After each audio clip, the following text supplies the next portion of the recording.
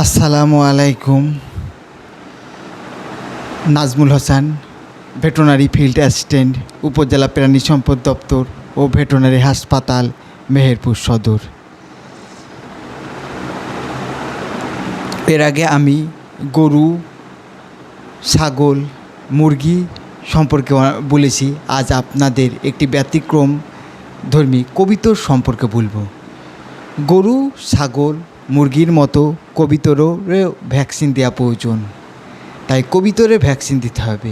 কবিতরের সবগুলো ভ্যাকসিনের চেয়ে সবচেয়ে গুরুত্বপূর্ণ ভ্যাকসিন যেটাকে বলা হয় রানীক্ষেত ভ্যাকসিন। রানীক্ষেত ভ্যাকসিন আপনার খুবই জরুরি কবিতরেরও, কারণ রানীক্ষেত হলো ভাইরাস। একটা কবিতরে শুরু হয়ে গেলে খামারের প্রত্যেকটা কবিতরের এই রোগটা আক্রান্ত হবে। এখন এই রোগ আক্রান্ত হওয়ার হাত থেকেই রক্ষা করার একমাত্র উপায় হলো ভ্যাকসিন দেওয়া। এখন এই রোগ থেকে রক্ষা করার একমাত্র ভ্যাকসিন দেওয়া যেহেতু, এখন ভ্যাকসিনটা কীভাবে দেবো, কোন ভ্যাকসিন দেব? এটা খুবই সহজ জিনিস। মুরগির ভ্যাকসিনটাই আমরা কবিতরকে দিব। বাচ্চা রানীক্ষেত ভ্যাকসিন BCRDB দিব ছোটো কবিতরকে, আর RDB দিব বড় কবিতরকে। এখন কয়দিন বয়সের বাচ্চাকে আমরা কবিতরের ভ্যাকসিনটা দিব, এটা একটা বড় প্রশ্ন। 7 দিনের কবিতরের বাচ্চাকেই আমরা 6 মিলির সাথে BCRDB ভ্যাকসিনটা গুলিয়ে 1 ফোঁটা করে খাই দিব, এবং 22 দিন হলে আবার পুনরায় ওই BCRDB 1 ফোঁটা করে খাই দিতে হবে। অর্থাৎ 7 দিন একবার দিতে হবে, 22 দিনে একবার দিতে হবে। এবার বড় কবিতরের রানীক্ষেত ভ্যাকসিন কীভাবে দিব? বড় কবিতরের ভ্যাকসিন 2 মাস যখন বয়স হবে তখন RDB ভ্যাকসিনটা 1 ফোঁটা করে খাই দিতে হবে, আর 6 মাস পর পর এই ভ্যাকসিনটা করলে আর রানীক্ষেত হবে না। এই মুরগির ভ্যাকসিনটাই কবিতরকে করলে বাচ্চা মুরগির জন্যে বাচ্চা কবিতরের যে ভ্যাকসিন আর বাচ্চা মুরগির ভ্যাকসিন সেম, বড় মুরগির যে ভ্যাকসিন বড় কবিতরের ভ্যাকসিন সেম। এবার আমরা রানীক্ষেত রোগ নিয়ে বিস্তারিত এখন আলোচনা করছি।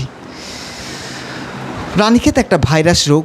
কোনো ফার্মের একটা কবিতরে যদি আক্রান্ত হয় পুরো ফার্মই আক্রান্ত হয়ে যায়। এখন রানীক্ষেত হয়েছে বুঝবো কী করে?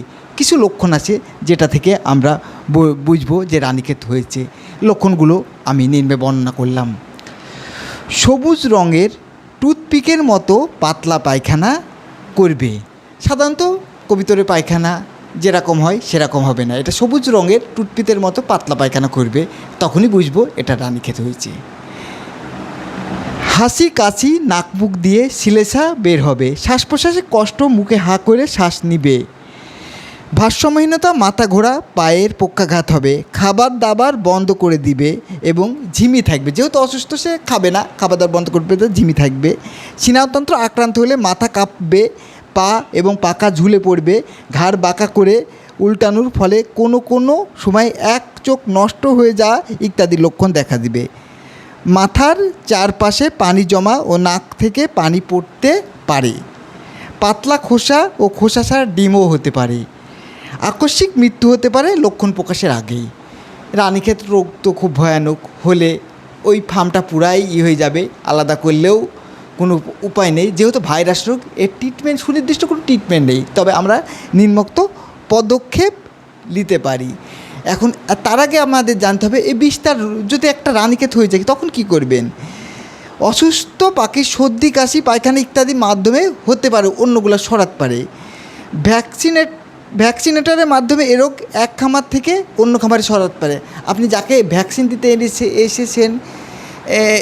এনেছেন তাদের মাধ্যমে তারা একটা ভাইরাসওয়ালা রানীক্ষেতওয়ালা খামারে ভ্যাকসিন করে আপনার ভালো খামারে ভ্যাকসিন করতে এলেই আপনার এ রোগটা হবে।